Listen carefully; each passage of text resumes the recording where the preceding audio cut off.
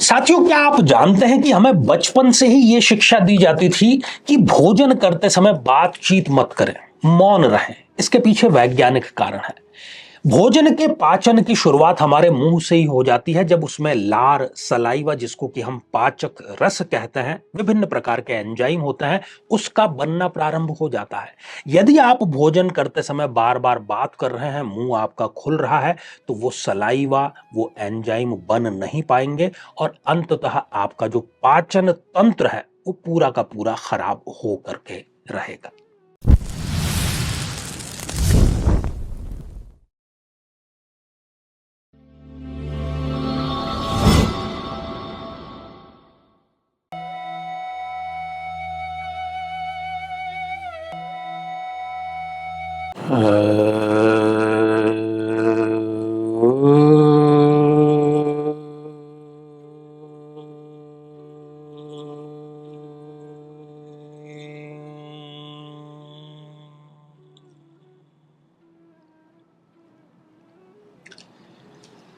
तो मेरे बहुत ही प्रिय और बेहद सम्मानित साथियों, हृदय की असीम गहराइयों से अभिनंदन, बहुत बहुत हार्दिक स्वागत है। साथियों, भोजन एक प्रकार का यज्ञ है। जी हां, जैसे हम हवन कुंड के समीप बैठ करके यज्ञ के निमित्त जब आहुतियां देते हैं, ठीक उसी प्रकार से जब हमारे पेट में आग लगती है, भूख की आग, तब वहां जठराग्नि प्रदीप्त होती है। और वो जठराग्नि कब शांत होगी? जब आप उसमें समिधा के रूप में सात्विक भोजन प्रदान करेंगे।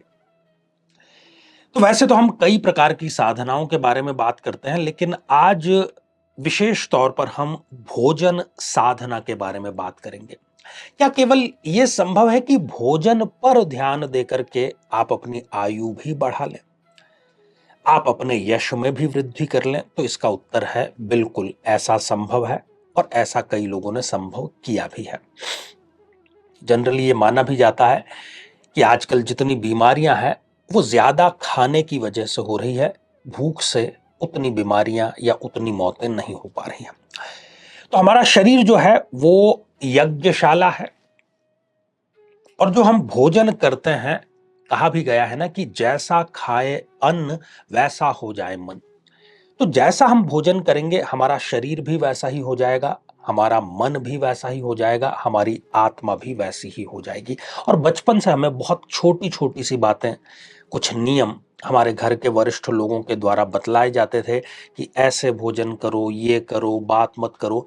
तब हमें लगता था कि इसके पीछे पता नहीं कोई लॉजिक है या नहीं, इससे क्या फर्क पड़ता है, बैठ कर खाएं, खड़े होकर खाएं। लेकिन साथियों, हर एक बात के पीछे वैज्ञानिक तथ्य है, लॉजिक है। तो ऐसे ही आज एक एक करके हम खास तौर पर 10 बातों पर दृष्टिपात करेंगे। वो यदि आप केवल भोजन करते समय अपना लें, भोजन के नियमों में अपने शामिल कर लें, तो ये भोजन साधना ही है। और आप देखेंगे कि इसमें आपकी आयु और आपका यश दोनों में सुनिश्चित रूप से वृद्धि अवश्य होगी। तो साथियों, सबसे पहली और आवश्यक बात है कि भोजन आप सदैव बैठ करके करें। और बैठने का मतलब ये नहीं कि आप डाइनिंग टेबल पर बैठ गए, नहीं, वो तरीका ठीक नहीं है। जब आप डाइनिंग टेबल पर बैठते हैं तो आप कुर्सी पर बैठते हैं, चेयर पर बैठते हैं, और उस समय आपके दोनों जो पैर हैं वो नीचे की ओर लटक रहे हैं। जब आप खड़े होकर के भोजन कर रहे हैं, तब भी जो पृथ्वी की गुरुत्वाकर्षण शक्ति है वो आपके शरीर का जो मैक्सिमम रक्त है, अधिकतम रक्त, उसका प्रवाह नीचे की तरफ, पैरों की तरफ खींचने का प्रयास करती है। तो आदर्श स्थिति यह है कि आप सुखासन में बैठकर, जिसको हम कहते हैं आलती पालथी मार करके बैठना, उसमें बैठ करके यदि आप भोजन करते हैं, आयुर्वेद भी यही कहता है, शास्त्र सम्मत है ये, तो मैक्सिमम जो ब्लड है, जो कि उस समय आपके भोजन, जो आप भोजन कर रहे हैं उसको पचाने के लिए आवश्यक है, तो वो आपके पेट के आसपास उन अंगों में प्रवाहित होगा जहां पर कि पाचन के लिए उसकी आवश्यकता है। तो पहला बिंदु यह है कि सदैव प्रयास करें बैठ करके भोजन करें, किसी आसन पर बैठ करके। दूसरा बिंदु है एकांत में भोजन करें। एकांत का मतलब ये नहीं कि अब आप भोजन करने के लिए कहीं कोई नदी किनारे या पहाड़ पर चले जाएंगे। संभव ये बनाएं अपने आप को, क्योंकि कहा भी गया है कि भोग, भजन और भोजन, ये तीनों चीजें हमें एकांत में करनी चाहिए। तो भोजन भी एकांत में करना चाहिए। आप एकांत में भोजन करेंगे, शांतिपूर्वक भोजन करेंगे, तो बिना किसी के डिस्टरबेंस के भोजन करेंगे। भोजन का आप आनंद भी ले पाएंगे, चबा चबा करके आप खाएंगे और पाचन रस उतना ही ज्यादा बनेगा। आपको कोई डिस्टर्ब नहीं करेगा बोलने के लिए। अभी बोलने पर मैं आऊंगा, जब मौन की बात करूंगा उसके पीछे क्या वैज्ञानिक कारण है। साथियों, तीसरा जो बिंदु है भोजन साधना का, वो स्नान है। स्नान करने के पश्चात ही आपको भोजन करना चाहिए। यदि आप बहुत बीमार हैं, किसी कारण से आप स्नान नहीं कर सकते, तो कम से कम दोनों हाथ और दोनों पैर और मुंह धो करके ही आपको भोजन करना चाहिए। शास्त्र इसके बारे में यही कहता है। जिस पात्र में आप भोजन कर रहे हैं वो पात्र पवित्र होना चाहिए। हमने पहले यज्ञ की बात की, पवित्रता की बात की, शुचिता की बात की।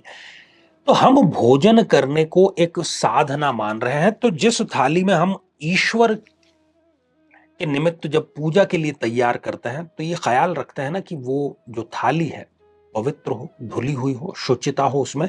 तो ठीक हम हमारे शरीर में भी जो भोजन नाम का यज्ञ कर रहे हैं, आहुति दे रहे हैं, तो बहुत ही साफ सुथरा वो पात्र होना चाहिए।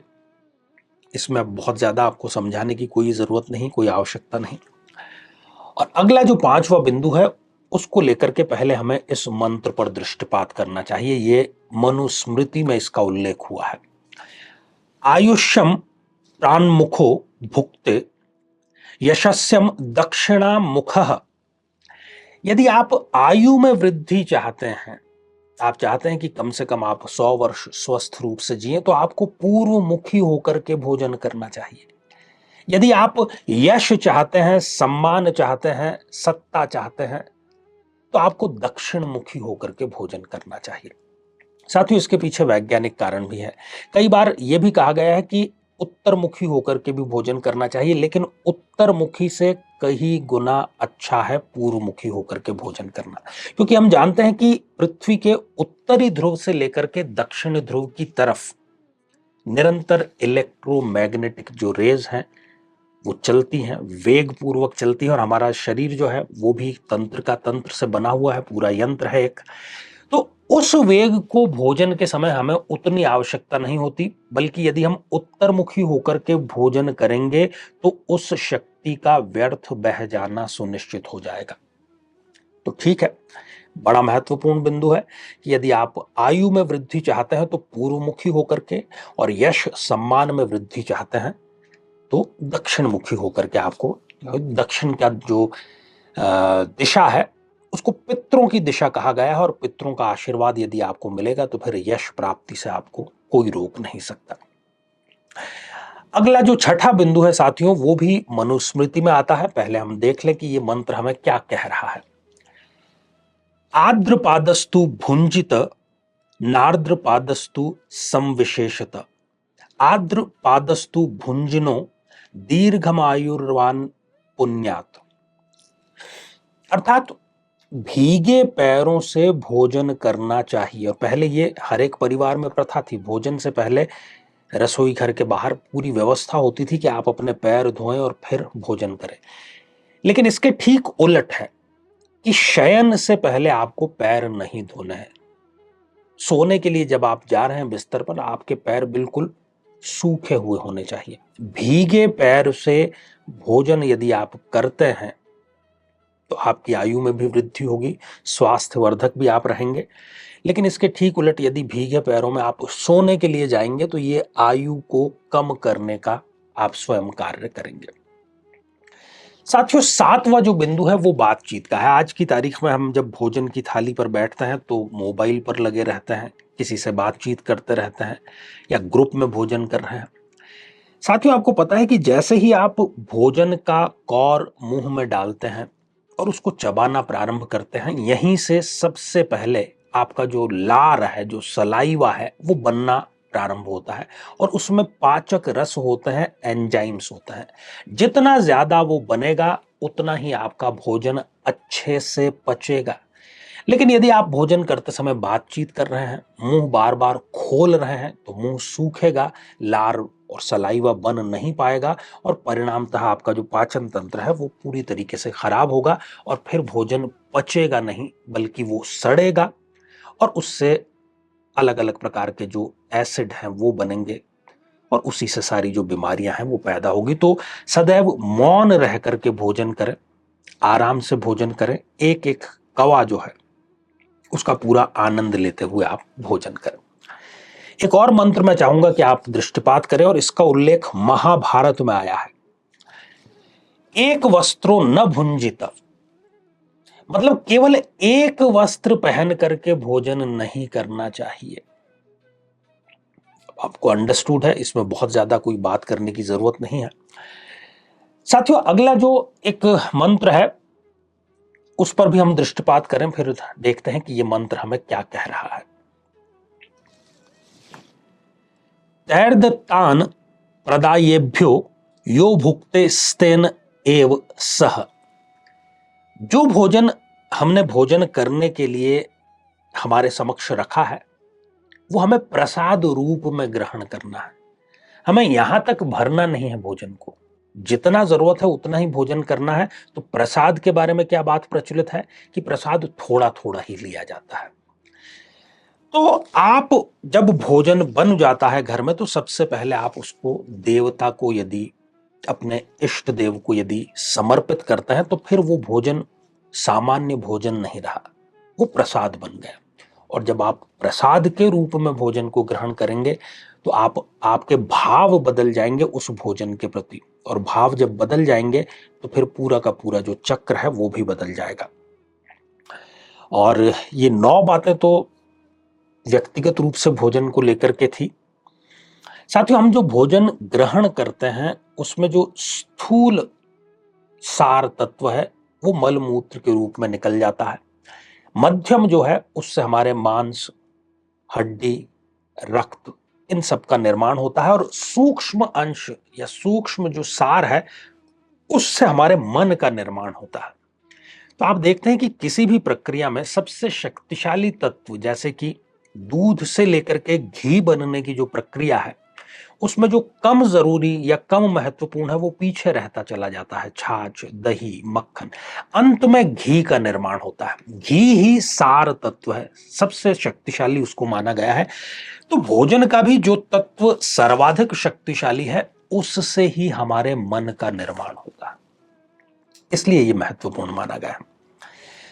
साथियों, 10वीं जो बात है वो पंक्तिबद्ध भोजन को लेकर के। आजकल अब ऐसा नहीं हो पा रहा है।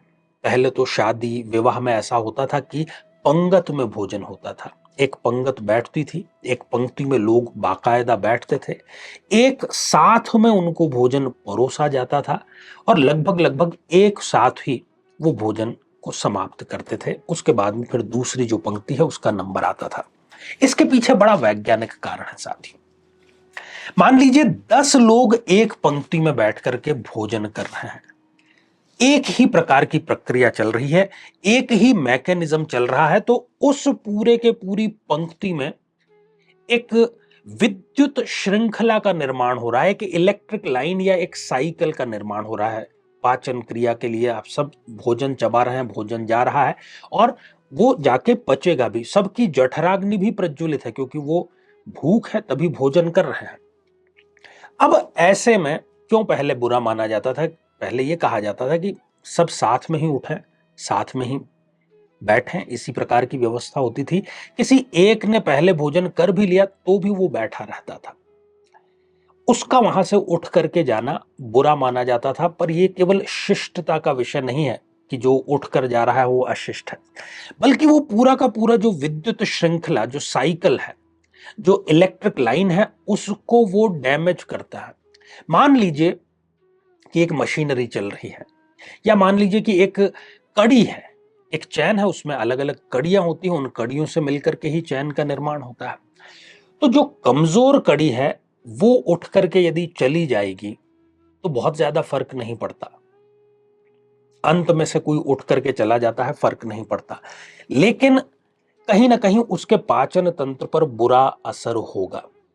और इसके ठीक विरुद्ध जिस व्यक्ति का पाचन तंत्र बहुत अच्छा है, वो यदि उन 10 भोजन करने वालों में से पहले उठ करके चला जाता है, तो कहीं ना कहीं वो उस विद्युत श्रृंखला का अंश अपने साथ में कैरी करता है, और इसका दुष्प्रभाव वहां पर जो बैठे हुए शेष रह गए लोग हैं, उनके पाचन तंत्र पर अवश्य ही पड़ता है। तो पूरी श्रृंखला जो है उसको डैमेज करने के लिए इस बात की मनाही थी कि कोई बीच में उठ करके नहीं जाएगा। तो साथियों, भोजन की शक्ति को हम महाभारत में भीष्म के उदाहरण से भी देखते हैं कि जब उनसे ये पूछा गया कि द्रौपदी का जब चीरहरण हो रहा था, तब वो खड़े खड़े केवल देखने का कार्य कर रहे थे। किसी स्थान पर जब उन्होंने इसका उत्तर दिया तो ये कहा कि जिस समय मैं वहां पर खड़ा था, उस समय मेरे शरीर में दुर्योधन के पाप के भोजन का अंश था। सोच लीजिए आपके शरीर पर, मन पर आपको कैसा अधिकार, कैसा असर चाहिए, कैसा प्रभाव चाहिए। तो उसके लिए भोजन जो है, ये पूरी वैदिक बातें थी। तांत्रोक्त में अलग नियम होते हैं, और इसके बाद में जो सामान्य बातें हैं आपको सभी को पता ही है। इंटरनेट के दौर में हम रह रहे हैं कि किस प्रकार का भोजन करना चाहिए। फल, फ्रूट्स वगैरह ये ज़्यादा आपको लेने चाहिए, और जो मसालेदार तेलीय पदार्थ हैं उनको अपने भोजन से दूर रखना चाहिए। तो साथियों, इस प्रकार आप केवल भोजन साधना से अपनी आयु और यश में वृद्धि कर सकते हैं। तो आज के लिए केवल इतना ही, और इसी मंगल कामना के साथ में कि आप सभी स्वस्थ, समृद्ध और शांतिपूर्वक जीवन व्यतीत करें। नमस्कार।